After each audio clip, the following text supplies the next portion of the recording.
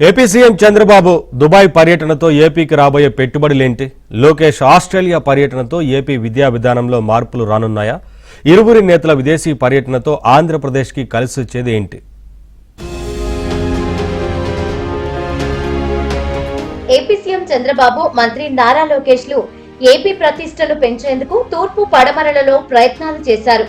ఇరువురు నేతలు ఓవైపు బ్రాండ్ ఏపీని ప్రమోట్ చేయడంతో పాటు ఏపీలో పెట్టుబడులకు ఉన్న అవకాశాలను వివరించారు. సన్ రైజ్ స్టేట్ ఏపీలో పెట్టుబడులు పెట్టాలని సీఎం చంద్రబాబు యుఏఈ పారిశ్రామికవేత్తలతో వరుస సమావేశాలు నిర్వహించారు. నవంబర్ 14-15న జరిగే విశాఖ సిఐఐ పార్ట్నర్షిప్ సదస్సుకు ఆహ్వానించారు. మొత్తంగా యుఏఈలో 25 కార్యక్రమాల్లో వివిధ రంగాలకు చెందిన సంస్థల అధినేతలతో వేరువేరుగా భేటీలు నిర్వహించారు. ఏపీలో పరిశ్రమల స్థాపనకు అపార అవకాశాలు ఉన్నాయని వివరించారు. విశాఖకు గూగుల్ ఏఐ డేటా సెంటర్ ఏర్పాటుకు $15 బిలియన్ పెట్టుబడులు వస్తున్నాయనే అంశాన్ని కూడా తెలిపారు. రాయలసీమ జిల్లాల్లో వచ్చే పెట్టుబడులతో పాటు గోదావరి జిల్లాల్లో ఫుడ్ ప్రాసెసింగ్ యూనిట్లు అమరావతి కేంద్రంగా దేశంలోని తొలి క్వాంటమ్ వ్యాలీని ఏర్పాటు చేయబోతున్నట్లు చంద్రబాబు వివరించారు.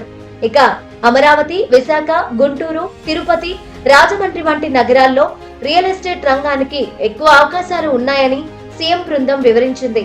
అలాగే అమరావతిలో ప్రపంచ స్థాయి గ్రంథాలయం ఏర్పాటుకు 100 కోట్ల విరాళాన్ని శోభా గ్రూప్ చైర్మన్ రవి మీనన్ ప్రకటించారు.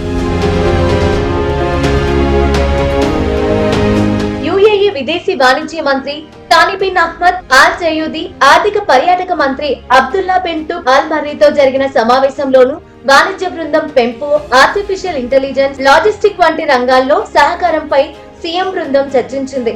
Ratan Tata innovation hub, Dubai Silicon Oasis మధ్య కొత్త భాగస్వామ్యాలను ఏర్పాటు చేసే అంశంపై అంగీకారం కుదిరింది. ఈ రోజు మీరు చూస్తే గూగుల్ ని విశాఖపట్నానికి తీసుకొస్తున్నాం.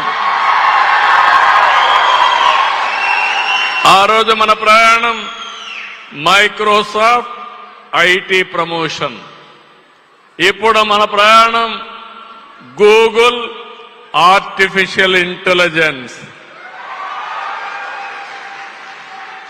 ఈరోజు అమెరికాలో సిలికాన్ వ్యాలీ ఉంది.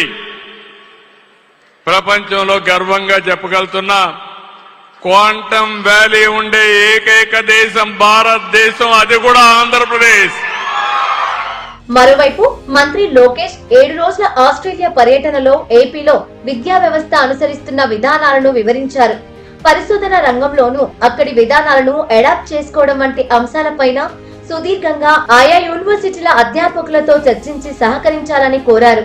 పారిశ్రామికవేత్తలతో వరుస భేటీలు నిర్వహించి ఏపీకి పెట్టుబడులు పెట్టేందుకు రావాలని కోరారు. His experience working with Government of India also helps ensuring that you have a soft landing in not only in India but in the state of Andhra Pradesh.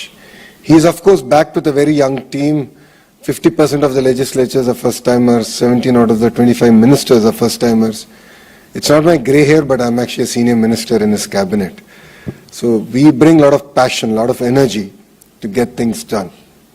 The second reason you should consider Andhra Pradesh is because we are a startup state. We have that mentality to get things done. We are not complacent. And once you shake hands with us, it no longer is your project, it becomes our project. We actually make India the next destination for data centers across the world. It took us 13 months, which was 1 month more than what we agreed we'll deliver it. So we still regret the fact that we took a month more. But 13 months we got that done.